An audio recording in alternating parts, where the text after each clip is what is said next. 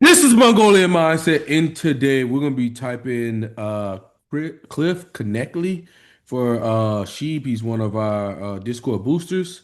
So guys, we'll be looking at Cliff with Berens Interaction Styles and typically combined with cognitive functions. Me and Zara don't know too much. Maybe Zara knows more than me about the guy. I don't really know him too well. I do know that he debates with people about Christianity or whatnot. Um, but you guys know we use Linda Berens Interaction Styles, and we have a breakdown of all those online. If you want to recommend somebody for us to type, you have to join the Discord and boost the server. If you want to be caught up to speed on how to type and how to be more efficient or more effective with typing, you want to join our Demigod Dojo, where we walk you through from the easiest things to the more challenging things, and you can interact with us and ask us any questions. I think that's an insane deal. You need to do that ASAP, okay? Before we get bored and just say fuck it. Um, but yeah, Zar, what are you thinking, man? I'm thinking that, from the clips we were talking about this last night, he appears to be an NT for sure. Um, he he's gotten pretty popular over social media, and he does like debates on campuses. Not really debates, but he takes questions on campuses, and he goes on podcasts, Hmm. and he's gained some prominence on social media. Okay. Yeah, I don't know too much about him. Just seeing like a couple stuff here and there, like some shorts and shit. Seems Yeah, he's a um pretty smart guy, I'll say that. Definitely sounds like yeah, he's in squared. He's got to. He sounds like he's in. yeah, Um, yeah. real smart guys. He's So he's guys, he's intelligent. personality He's dominant base got him as INTJ. So. And then they got yeah, ENFJ behind that, so that's definitely wrong. Uh, him and Alex O'Connor debated, but he's debated numerous atheists, and um, yeah. he's been on, like, I think he's even been on Logan Paul's podcast. Oh shit. Okay. Well, guys, so they got them as INTJ. So they're direct, they're responding, they're progression, they're pragmatic, they're systematic, they're abstract, the TFI, and they're SENI. I'm just break those down really quick for you. So direct, it just means like you use more close-ended statements.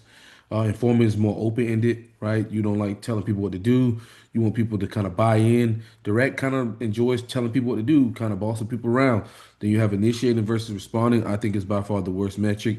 But initiating people have more front brain wiring, so they're easily able to respond to things. And then you have your introverts who have more back brain wiring, so think information has to travel to the back of the brain, so they're gonna be more responding. They don't really change the subject too much. If they ask a question, they might dig deeper into that question, not starting a new question. And then you have process versus outcome, which is basically journey focus versus uh, the end product. So it's like kind of where's your focus, right? Do you believe like the best process will get you the outcome? You're just focused on the process. You're not looking at the end product, or are you just hunting the end product? You don't care as much about the process, right? These things will be primary and secondary. Remember that, guys. Then you have affiliative versus pragmatic. I like David Kersey's words: cooperative versus utilitarian. So pragmatic is just ends justify the means, right? They're like autonomy. Then you have affiliative, which is interdependence, the collective, more of that nature, interdependence. Then you have systematic versus motive. So systematic is all about using a system or structure in your methodologies or procedures or protocols, that type of thing. Are you looking at the underlying system, or do you look at the motives, the interest behind people and their actions? Do you feel better when you know what people get out of a situation before? Then you have concrete versus abstract. Are you into more tangible things, or are you more into the intangible things? The intangible things could be visions, philosophies, um, anything that's outside of the five senses. Is your focus more on that, like what could be, while the concrete is more about what is or what has been, okay? So that's more SISE, while abstract is more NENI, okay? So then you have TEFI, I like to call it evaluating and judging, right? TE is more about empirical data, outwardly creating systems, right? FI is all about what the person values, what they appraise things to be, what they judge things to be, having a closer relationship with themselves. and exploring their own authenticity, right? And then you have TIFE. I call these both the understanding. TI is just breaking things down from one principle to the next principle, trying to maintain accuracy, while FE is more about harmony, creating harmony outwardly, right?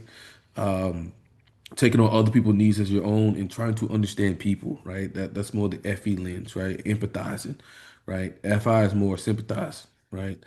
Uh, so SE, and then you have NI. So SE is all about being in the moment.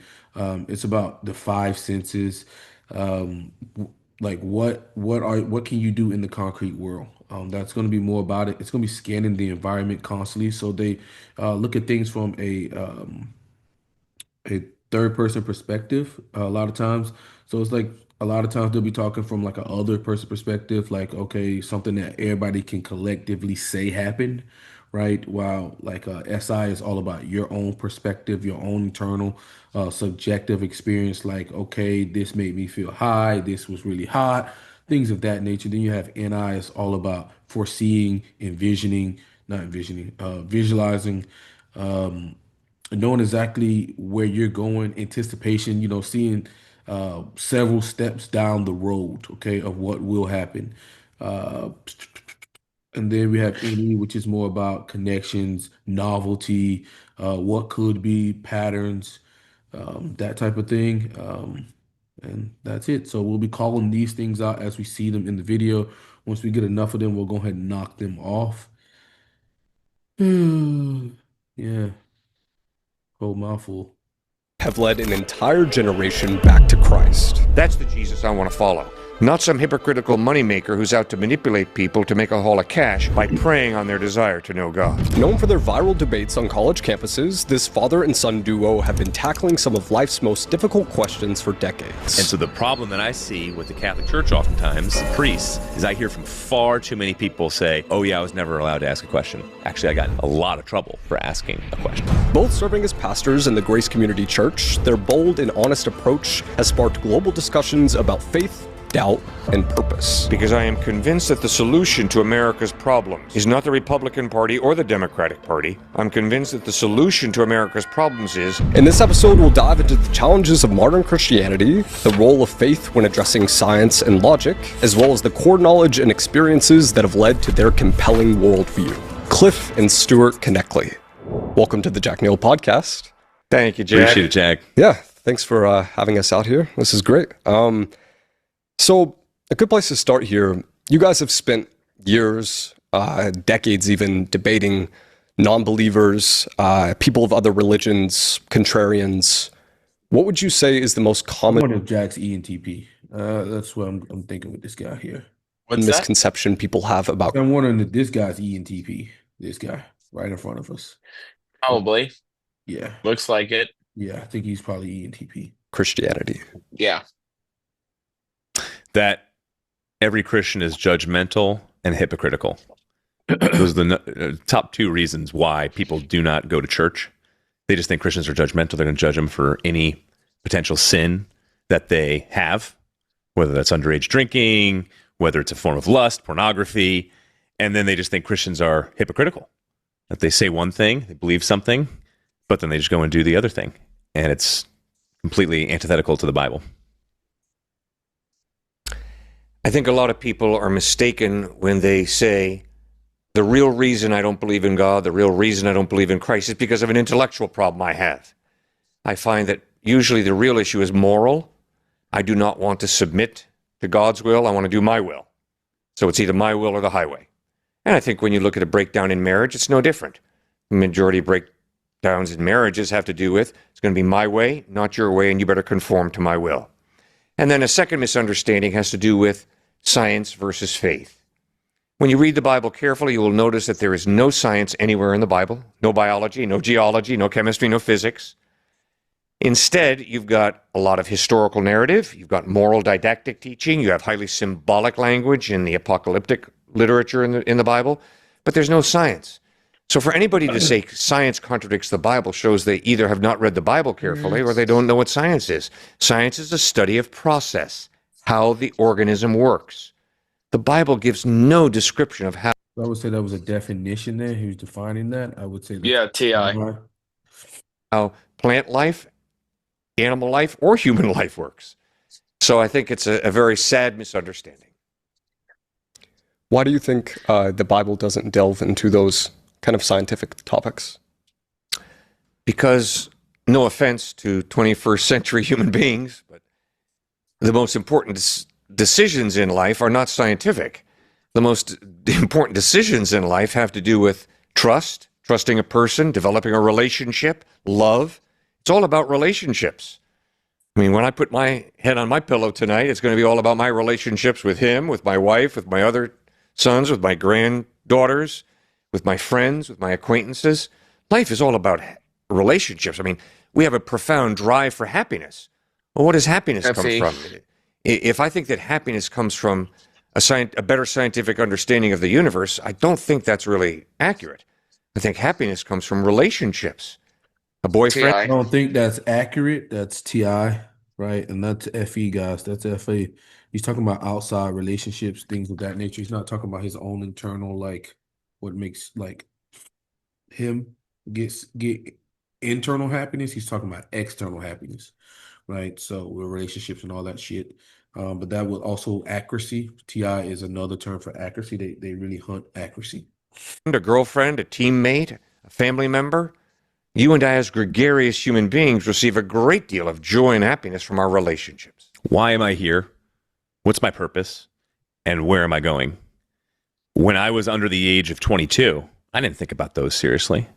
No, I never thought I was going to die until this priest approached me, this bald-headed priest, in a weight room where I was lifting to get ready for my college lacrosse season. And he randomly comes up to me, don't know the guy from Adam, and he comes up and says, "Stuart, you have no idea that you're going to die one day." And then he walked away. I don't know if that was a God moment, that God led him to me, or if it was just himself. But those kind of questions really drill you after college, but especially when you start to have kids. It's all about relationships, and it's all about why. Why am I here? What's my purpose? Is it objective? What's my meaning? Is it subjective? Do I just make it up myself? Is one thing, could be living selfishly, or one thing, living self-sacrificially? Are they just equal? Because if it's all subjective and there is no God and there's no moral objectivity, then it doesn't matter whether you hit somebody or serve them lunch. And then where am I going? You start to ask those questions when your parents get older, when you get older, your kids are growing up. Those questions really hit you. Because we have college students all the time say, I don't think about that stuff. Like, that's just because you haven't lived life yet. Just wait, and you're going to ask those questions.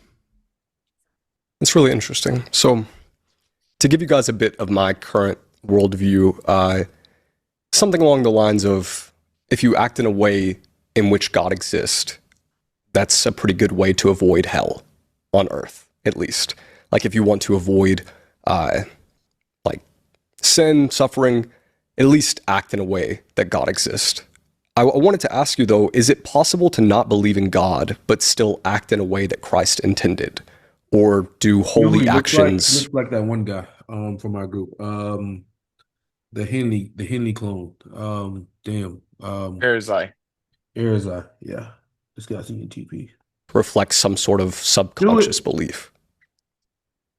Not only do I think it's possible, I think you are a Christian, cultural Christian, if you are living out the Judeo-Christian values here in the U.S., which is what you were given from the founding fathers who lived off of the Judeo-Christian morals, the Declaration of Independence, the influence the Ten Commandments have had, the influence that the Sermon on the Mount that Jesus taught have had. So Friedrich Nietzsche himself, kind of the top prophet of atheism, said those Friedrich Nietzsche, that's TE. who claim that they are atheists, but they are living as Christians because they're serving the poor, they're being compassionate, they are empathetic. All of them claim to be atheists, but they're really just Christians claiming to be atheists. Now, I'd say they're still not Christians, because a true Christian has to accept Jesus Christ, that he was a historical person, that he claimed to be God, that he truly was God, and then he died on the cross and rose from the dead. That's a real Christian accepting his grace on the cross. But there's cultural Christians walking all over the U.S., and it's the vast majority of people. And that's why, I mean, if you just basically moving the definition, moving the goalpost to anybody who like does good to the world, I mean, like that. I mean, nice try, guy. What do you think about that, Zara? Nice try, right? Huh?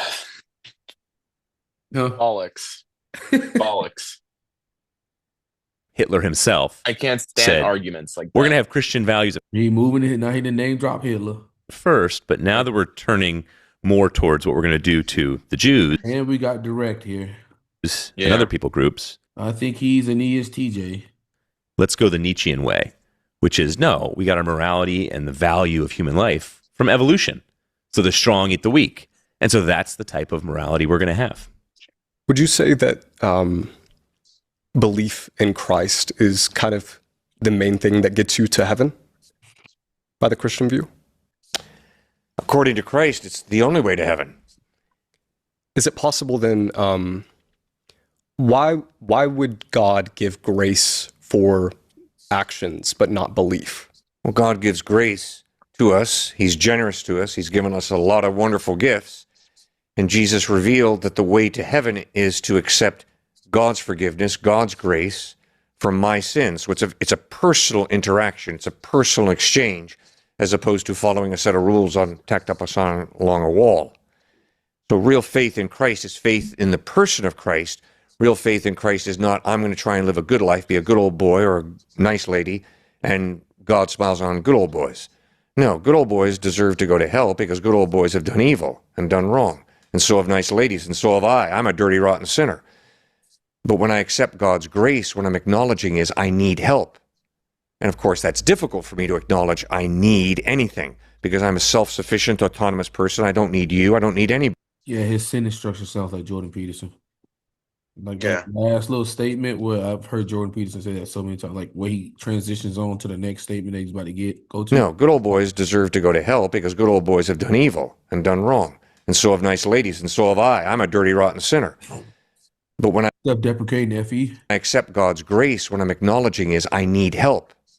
And of course, that's difficult for me to acknowledge. Right there. Of course, it's difficult. Now, I need anything because I'm a self-sufficient, autonomous person. I don't need you. I don't need anybody. I can do it on my own. But that is a fantasy. That's a humongous fantasy. I have been so blessed by what my parents gave me, my teachers, my coaches, and I've been so blessed ultimately by God, what God has given me. And to wake up and smell the coffee in this area of life means, thank you, Lord. Thank you, Mom and Dad. Thank you, friends. Thank you, teachers and coaches, for all that you've given me. I am one blessed guy. So when something good happens in your life, you thank God.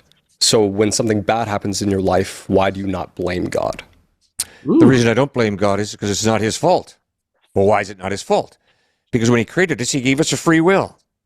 And he gave us a conscience and a rational mind.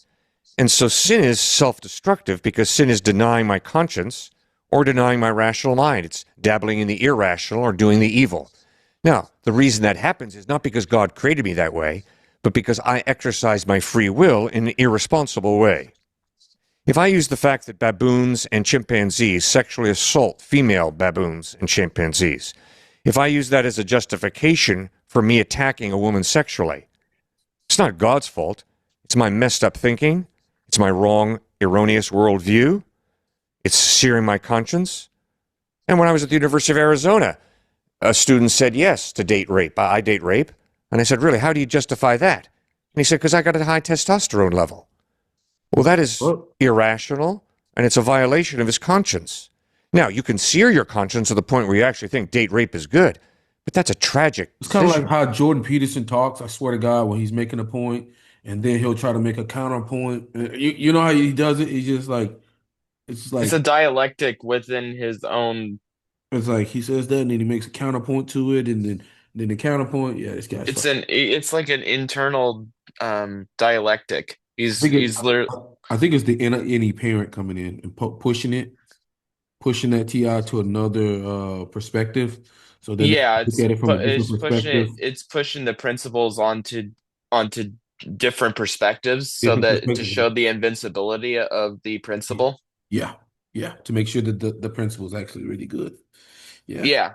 Yeah. He's showing that here he's trying to demonstrate that the principle applies in different perspectives Yeah. or Yeah. different angles. And that is why INTPs are disgusting with TI right there. They are disgusting with it. It's not God deciding that, it's you deciding that. Now, if I give you $20 now, it's not God giving you $20, but it is God who gave me the ability to make money and then And I will say not all INTPs are on this level, just like being honest. No, Like no, if you think you're an INTP and just because you're an INTP and you seen this guy and like you saw Jordan Peterson and you're like, I'm an INTP, I'm like them. No, no, no, no, no, no, no, no. Some people functions are way more advanced than others, but still. share it with you and to be generous. And God calls me to be generous, but if I steal from you and then blame God, I'm a con artist. God didn't make me do that. He gave me a free will. To be clear, though, God is totally fine with you blaming him. There's endless amounts of examples in the Bible, whether it's David, whether it's Habakkuk, whether it's Jeremiah, whether it's Elijah, whether it's Doubting Thomas, whether it's Peter. Name drop, name drop, name drop. Oftentimes he will call you out of your doubts and blaming him, but usually that's not the case. Usually he will allow you to yell at him, to blame him, to say, Let's go ahead and knock TIFE off for that guy. Anything else you feeling on that? Sorry. yeah, I mean, I'm pretty sure he's NE. Oh yeah, we gotta get that too. What was I thinking? How did I forget about that? TINE. That was Not his any. lot of NE. Not so much of SI in this interview, but mainly NE. Any. It's all about the what I ifs will. that Yeah, as we posted there with him like poking holes into his own logic or showing you a different spinning his own logic with any to show you that that principle still carries on. So with TIFE and SINE, that kills a lot of types, ladies and gentlemen. That kills a lot. You're basically left with the NTPs and the SFJs. yeah, And sometimes when you're down here, you want to like use some hidden bit of logic, right? Because you got ESFJ, ISFJ, ENTP, INTP, right? Out of these four, which one do you think you can eliminate? Probably ESFJ, right? He's not TI inferior. He's just not TI inferior. It's just not there. Um, but that's just, going through the process for you guys there. say Of how long. how I'm thinking. Like sometimes you'll get some types like you get SFP and then NTJ and then you like no this motherfucker's not an ENTJ. So it's like you might as well just eliminate ENTJ. Or sometimes you'll get uh NTP and SFJ and you know that person's not an INTP. So you might as well just eliminate that. So use the board. Long, O Lord, to say death is my only friend, to say away from me, God, to say something like, I thought you were from everlasting to everlasting, Habakkuk said, mocking God. He was saying, you're not, but I'm going to make fun of you. And God doesn't come down and smite him. We don't even get in scripture that God said, you're sinning by doing so. And so ultimately it is ridiculous to blame God, the one who created the entire cosmos and you, and yet how gracious of him to allow us to do so when we are emotionally disturbed. So you should thank God, essentially, because everything his essence is good, essentially. And any bad essence or evil essence is not from God, but a free will decision, kind of. So it wouldn't make sense to blame him. That's interesting. By that same token, so humans have free will. Do animals and nature have free will? Do you haul a lion into court for eating a sheep? Do you haul a rattlesnake into court for biting an animal and killing it? No, because you understand that the lion and the rattlesnake do not have a free will in the same way that human beings do. They're not responsible, therefore, in the same way that human beings do. We haul people into court because we believe they have a free will, and therefore they are responsible for the decisions they make. And if I bite you and try and spread some disease to you, or if I pick up a gun and shoot you, the reason I'll be hauled into court is because I am being held responsible for the horrible decision I made to hurt you. So human responsibility is based on the idea that we have free will, which means we are responsible for what we do. I guess the question of evil then, and I know you guys get this one a lot. People are always like, why do bad things happen? And I understand it from the perspective of humans making those decisions, but like we just came from the California wildfires, for instance.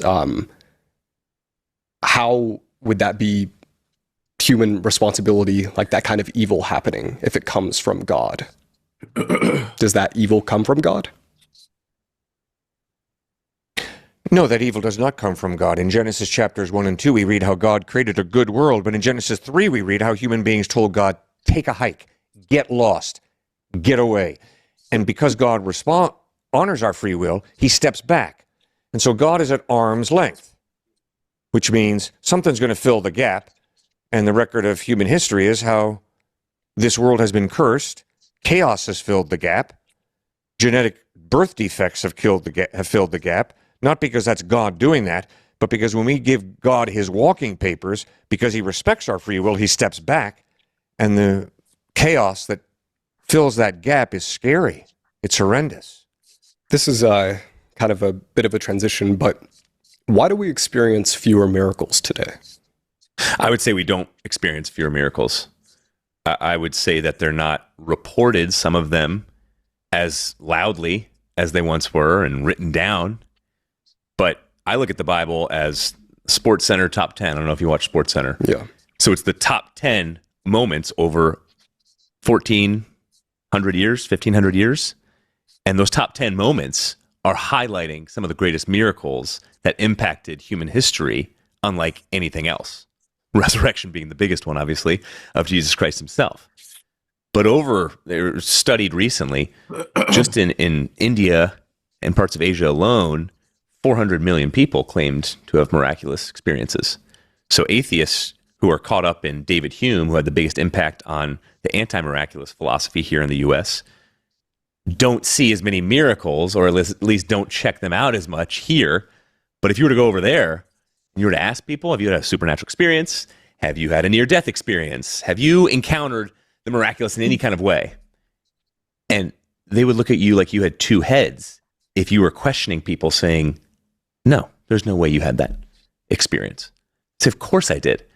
And the problem for the atheist is, again, it goes back to they have faith.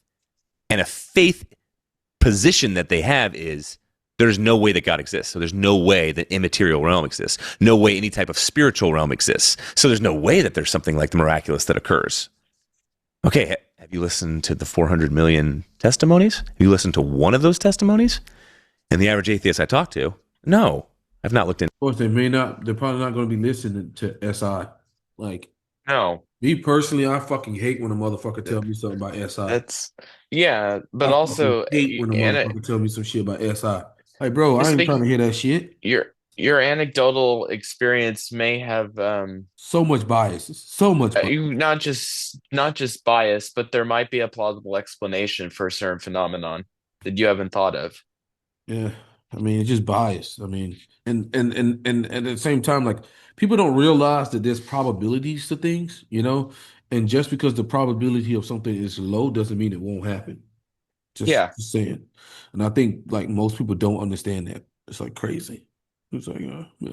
Well, I don't think it's intuitive, right? Like for many, like you're about probability. I think our brains can't handle statistics, Yeah. and that's why we compile them, because we'll compile statistics that don't confirm your anecdotal experience, because it's beyond what you can comprehend as a human being, and the amount of relationships you have, that you have a broader set of data to Mm. really narrow in on what is true.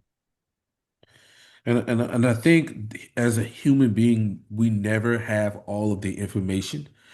I think if we had all of the information, then we could say, okay, that is the reason why this happened, right?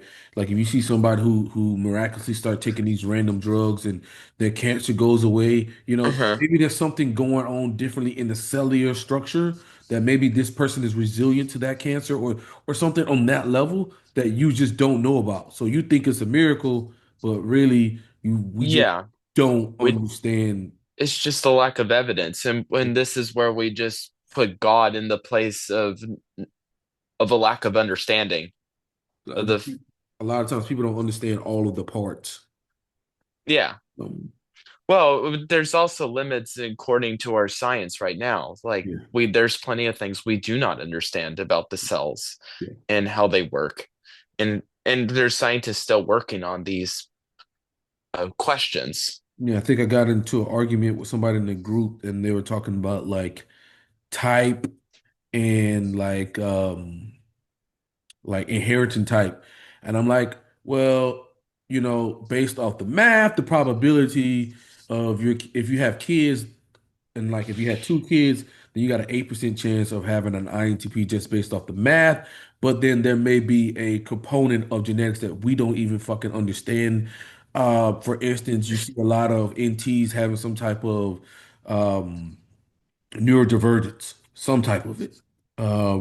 Whether it be dyslexia, whether it be autism, whether it be ADHD, there's something there. And those are genetic. So it wouldn't be too far-fetched to say that some types may be more genetically inclined than others, but we don't have all of that to say. So I'm always like, yo, you don't know that.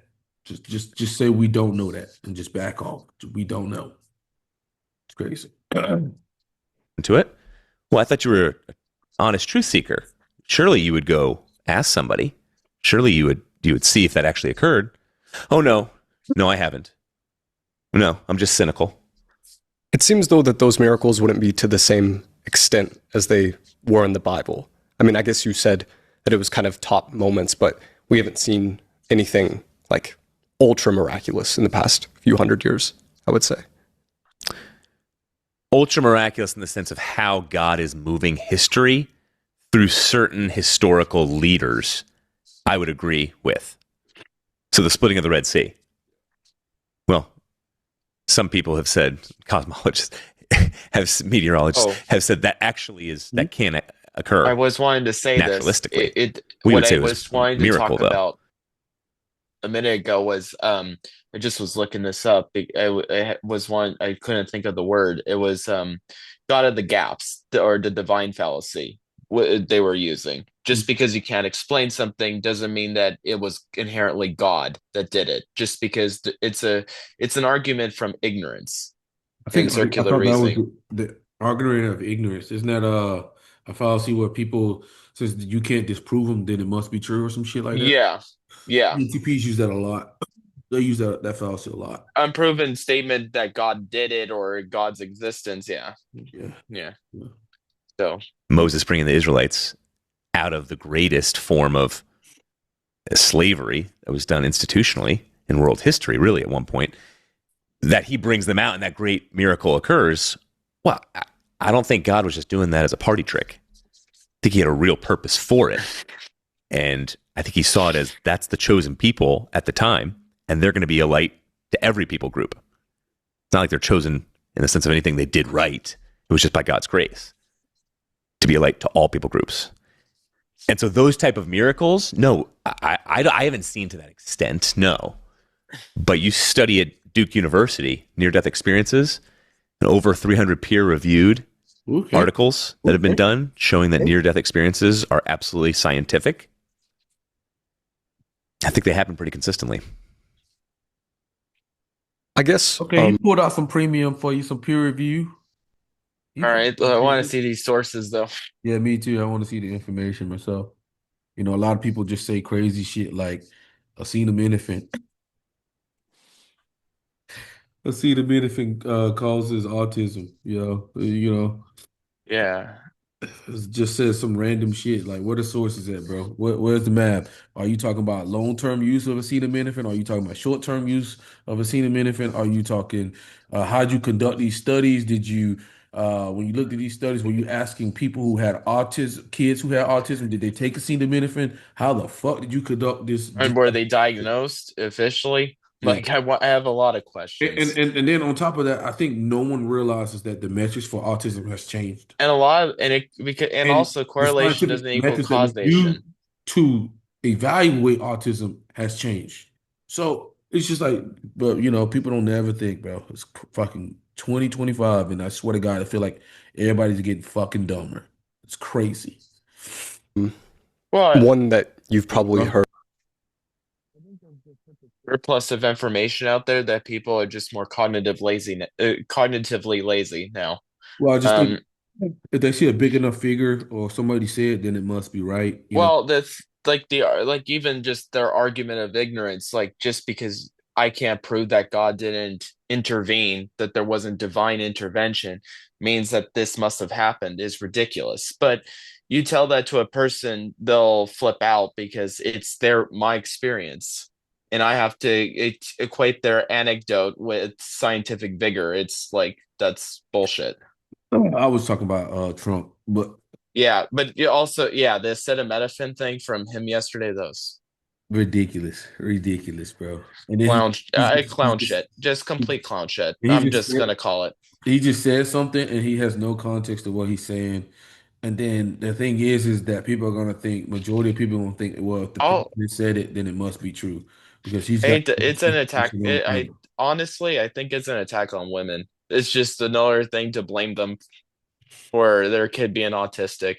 Like you took Tylenol, and they're gonna go after people for it. It's ridiculous. crazy, bro. But yeah, let's finish this out. This guy's INTP, guys. We're gonna finish it out soon.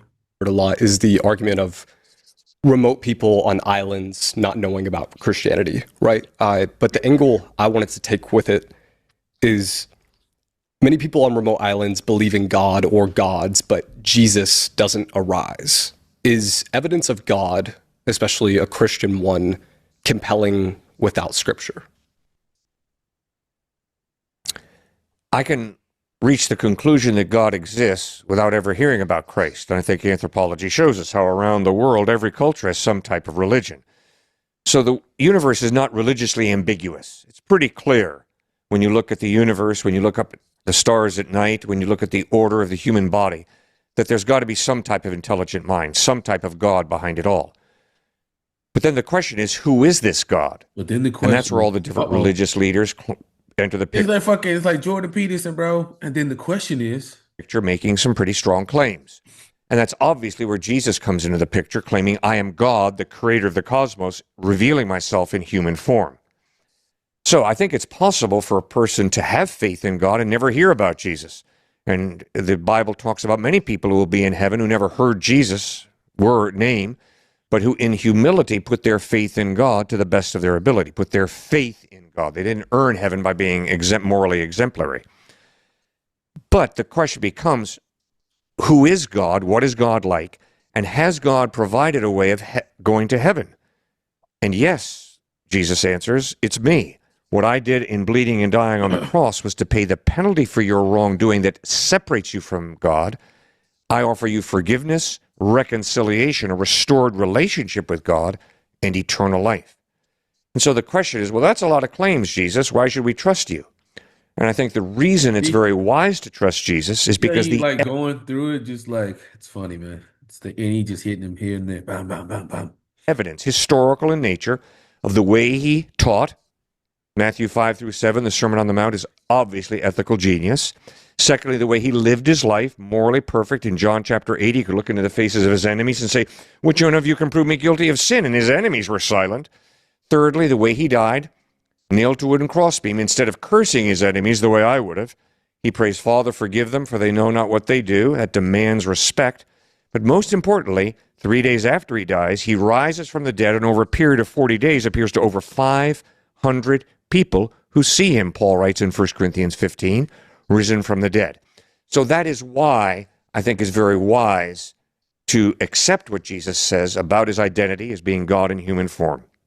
I can promise you, Jack, if you die and rise from the dead, I will listen very carefully to everything you have to say. Is there any evidence of the Christian faith outside of the Bible? I understand the evidence behind God in like the naturalistic world, but Christianity specifically. Sure, there's a boatload of evidence. The early church fathers, writing from about 100 AD to about 400 AD, talk about the impact of Christ on their lives. Josephus, the Jewish historian who was no follower of Christ, wrote about Jesus as an historical person. Marabara Serapion, a Syrian philosopher, wrote a letter to his son in sometime after 73 AD, in which he talks about the crucifixion of Christ. Pliny the Younger, the Roman governor, writes about Jesus and the Christ followers who trusted in him. The Talmud, the Babylonian Talmud, which is very hostile in its references to Jesus as a false prophet, obviously talks about him as a historical person, but points out that he was probably a false, not probably, definitely a false prophet, and a fair amount of scorn and derision is heaped on Christ for his claims. So there are many different references from many different types of people about Jesus being a real historical person. Tiberius Caesar, who was the most famous person at the time of Christ. Yeah, I'm gonna be done with this. All right, so we got him INTP. So INTPs are informing. This guy's very informing. Okay. Um, INTPs are also responding, but this guy has a developed self that has learned to be more gregarious. They're also outcome focused, so they're focused on the end product, right? The end product is what motivates them, not the fucking process. Um, you would say he's affiliative, but he's pragmatic. INTPs are pragmatic. They're systematic, okay, and I abstract. think they're I think INTPs are a hybrid of affiliative. Well, I think a lot of times they can go that way. I really do think they can go that way. They're one of I the think they're least kind of a I think hybrid. yeah, I think they're I one of think the least pragmatic types of the uh, bunch. of the prags. Yeah. And Uh, I would say the opposite for ESTJ. I think they can act pretty pragmatic at times. yeah, they can with the TE. Yeah, yeah. Um, E and P's can be held too, man. Man, some of them fucking E and P's. I Yeah, think it might be that yeah, fucking E, man. We think N squared here. yeah. Easy N There's not a squared. question. N squared. He's one of those intellectuals, ladies and gentlemen. What the fuck is my N squared? Um, what are you thinking? Above average? Above average to prodigy. Yeah, I I think don't so. know. But I don't feel like I don't know. Nah. Above average head in there. The prodigy. Yeah, he's on the cusp. Yeah, I didn't want to. I don't like handing prodigy out too often. me either. But he's pretty well developed for an INTP, especially because INTPs can definitely go the atheist route, I think. A lot of the times. Yo, what are you thinking Enneagram? Are you thinking 5 or 6? Mm, probably five. 5 SO? Yeah. W6 SO? hmm Yeah. Slash SP? Yeah. He's got to be SO. Yeah. Yeah, he's got to be SO. I think that was like a given I think he's self. Yeah. I don't. I think he's. I think he got that. self-preservation. Yeah. INTPs tend to be self-preservation, dude. They don't bullshit. Yeah. They're big on that self-preservation. So yeah, so he's INTP, Cliff, Knechtle. It's actually interesting, man, because if you guys haven't heard my story about how I became a Christian, I actually got in a debate with one of my coworkers, and he was a fucking INTP, and we debated that for quite a bit, and he did beat me. So from him beating me, I said, you know what? I'm a Christian till I die. Before that, I think I was spiritual, but I wasn't per se picking which God it was for me. But By the way, guys, like my criticism here today wasn't a reference to my belief systems. It's just picking apart the fallacies. yeah, for me, like I don't just try to run to explain everything with Jesus. I try to look at it. I believe like you have to believe in the connection with yourself to God. That doesn't mean that everything you see or do has to be like, oh, this is God, this is whatever. It's like more about pursuing that relationship with yourself with God. Uh, Yeah, while other people are like, oh, this got to be God. it's Like I'm finding not inner really like that. continuity. It's like It's I finding can inner. separate science from, religion. I believe religion is more about your connection with God. And I always say my statement: all INFPs go to heaven because they have a very good connection with themselves. Um, that's a running joke. Inner fulfillment. Yeah. All INFPs go to heaven. Yeah, because I do think it's all about your connection with God at the end of the day. Whatever it is that you believe in, as long as you have a strong enough connection with it and you do right by that, I think you will. I think you'll end up somewhere, man. Um, that's just my thinking there. You guys can come after me in the comments, but that's what I think. I don't care if you're Buddhist. I don't care if you're what you call it. I think generally speaking, if you are congruent with your identity, FI, and your relationship with God, you will go where you need to go. That's my take on it. So yeah, very spiritual. Zara, anything you want to say, man? I mean, it's kind of like what you just said. I think that, it's about finding, Separate. it's about a inner, it's about finding that inner relationship, right, with the universe or whatever. Mhm. And I th I think many people conflate. I mean, it's about inner congruency and finding inner peace, and Yeah, that's what religion really offers, not really a scientific yeah. explanation into phenomenon. Yeah, And that's not what I think. That's what people get wrong. They try to use they're trying to use science. They're trying to pick a camp. It's like people can't understand that there's nuance to things. They just have to be like, it's either I'm in Democratic or I'm Republican, not like, bro, these are separate things, man. You can look at every um like bill that comes out and decide like, okay, where do you stand on this, right? You shouldn't all stand on the same position as everybody else. That's but if then, you I stand on the same mean, position as everybody else, there's something wrong with you. there are a lot of doctrines within churches that are anti-scientific, like the New Earthers that believe like the Earth was created 4,000 years ago. Like we have, um, Fossils. yeah, I mean, just carbon dating alone. We Yeah. have, there's just so much evidence, and then or preponderance of evidence that to just throw that by the wayside and say, well, it gives some precarious explanation Yeah, but towards then, how, but the thing is, they can just dismiss the science for carbon dating. yeah, that's what they So, do. They so give it's some bullshit. precarious explanation, like the flood changed it, and Or they just and say carbon makes dating is carbon, bullshit. yeah.